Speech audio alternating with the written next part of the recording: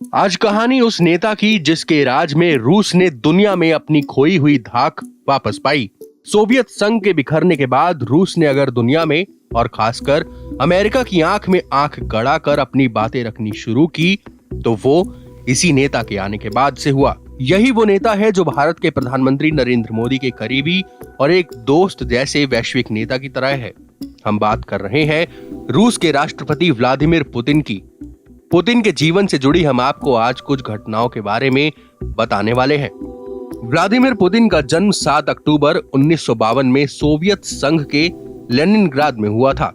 Vladimir Putin के पिता एक कारखाने में फोरमैन का काम करते थे। उनकी परवरिश एक ऐसे अपार्टमेंट में हुई जहां 3 परिवार एक साथ रहा करते थे। लेनिनग्राद स्टेट यूनिवर्सिटी से व्लादिमीर पुतिन ने कानून की पढ़ाई की और वो शुरुआत से ही सोवियत संघ की खुफिया एजेंसी में शामिल होना चाहते थे। साल था 1975 का जब उनका यह सपना पूरा हुआ। पुतिन ने अपने करियर की शुरुआत सोवियत संघ की खुफिया agency committee for state security, जिसे केजीबी भी कहा जाता है, वहां पर बतौर इंटेलिजेंस ऑफिसर के तौर पर अपना काम शुरू किया। पुतिन को उनके करियर की शुरुआत में जो विदेशी पर्यटक थे उनकी जासूसी में लगाया गया। साल 1984 में व्लादिमीर पुतिन का selection red banner institute of technology में हुआ। यहां उन्होंने जर्मन और इंग्लिश भाषा सीखी। रिपोर्ट्स बताते हैं कि पुतिन ने कई साल ईस्ट जर्मनी में बतौर जासूस काम किया। इसके बाद आया साल 1991। यह साल व्लादिमीर पुतिन की जिंदगी बदलने वाला साल था। लेनिनग्राद में मेयर के पद के लिए चुनाव होने वाले थे और एनातोली सोबचक उम्मीदवार थे। सोबचक ने पुतिन को अपना सलाहकार बनाया। आपको बता दें कि एनातोली सोबचक पुतिन के टीचर रह चुके हैं। चुनाव में जीत हासिल होने के बाद व्लादिमीर पुतिन ने केजीबी से इस्तीफा दे दिया और फुल टाइम राजनीति में आ गए। खास बात यह है कि उसी एनातोली सोबचक की बेटी और पत्रकार सेनिया सोबचक साल 2018 में हुए चुनाव में व्लादिमीर पुतिन के खिलाफ चुनाव लड़ रही थी।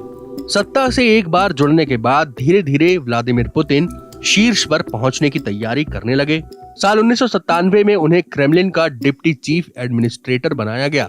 उस दौरान रूस में बोरिस एल्त्सिन की सरकार थी। बोरिस की ही सरकार में पुतिन को रूस की सबसे बड़ी खुफिया एजेंसी फेडरल सिक्योरिटी सर्विस का चीफ बनाया गया। इसके बाद आया साल 1999 का अगस्त महीना। बोरिस की सरकार में व्लादिमीर पुतिन रूस के प्रधानमंत्री बने और साल 1999 में एक स्कैंडल में बोरिस के फंसने के बाद पुतिन को कार्यवाहक राष्ट्रपति बनाया गया।